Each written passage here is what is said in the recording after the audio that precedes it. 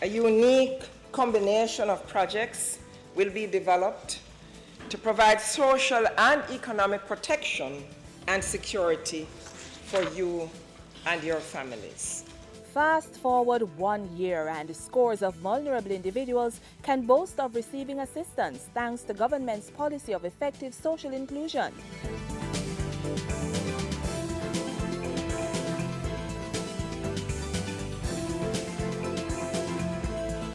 Effective social inclusion was Goal 5 on the agenda for the 2013-2014 financial year, and under that, government sought to do 4 things: improve social protection programs, provide access to affordable housing solutions for low-income earners, establish fully developed local governance structures, and mainstream gender international development. $4 billion was allocated in the last financial year to help improve offerings to the most vulnerable. The over 40,000 persons served by the Program of Advancement through Health and Education PATH got a 15% increase in their benefits starting in August 2013. A transportation allowance was added to the benefits for school children in September, and $100 million was allocated to provide bursaries for 1,000 tertiary students. This investment ensures that some of the nation's brightest and most innovative minds are not left behind because of poverty. Government also took major strides on 2 initiatives to help the disabled community.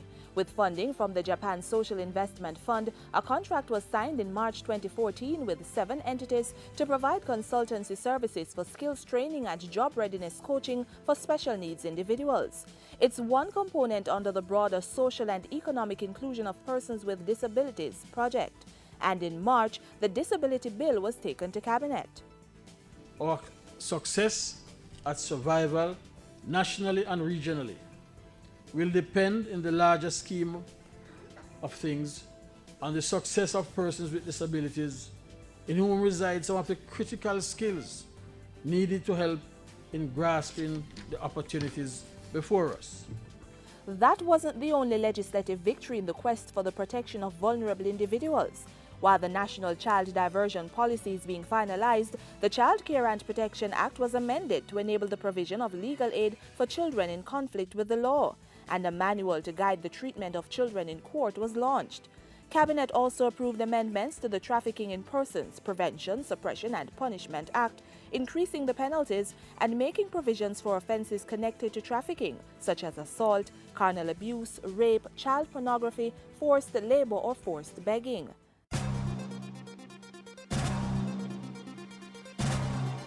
As the youngest recipient of one of these homes, it is quite a difficult task to fully articulate the significance of this achievement.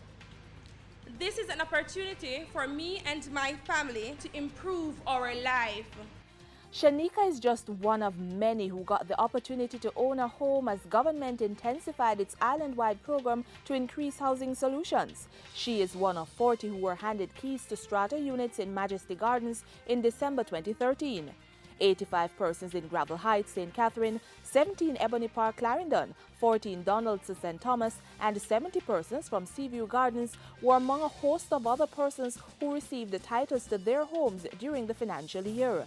That's in addition to beneficiaries under the Sugar Workers Housing Program. The time has now come for a fundamental and sustainable transformation of the way sugar workers live. The barracks relocation project was therefore conceived to build decent houses and decent communities for the current and future generations of occupants. So far, construction is complete on homes in Hamden, Trelawney, while work continues on other sites in the parish as well as in Westmoreland, Clarendon and St. Thomas. Work also continued to help provide ordinary Jamaicans with an outlet to influence development in their communities and, by extension, the country. Cabinet approved the Strategic Laws and Reform of Local Government Act in November. The proposed Local Governance Act will be created by consolidating several existing acts and will introduce several new concepts and tenets which reflect a modern approach to local governance and which will strengthen local self-management. In February, the local government ministry completed a series of parish consultations island-wide to educate persons about local government generally and how they can help to play their roles in community development. And long before that, the ministry set out to provide practical examples to residents through the launch of the second phase of a plastic separation and recycling project in Manchester in April 2013 and the launch of the Community Renewal Program in August.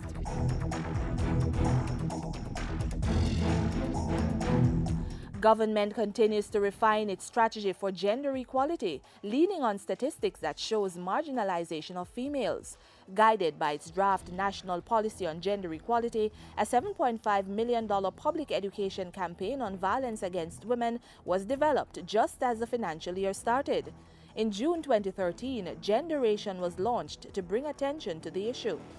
Understanding the issue of youth violence from a gender perspective and promoting serious dialogue on this development challenge among critical stakeholders and grassroots community organizations, including the youth themselves, is an absolute necessity.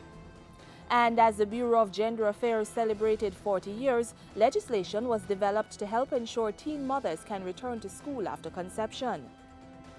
Effective social inclusion is back on the agenda for this financial year.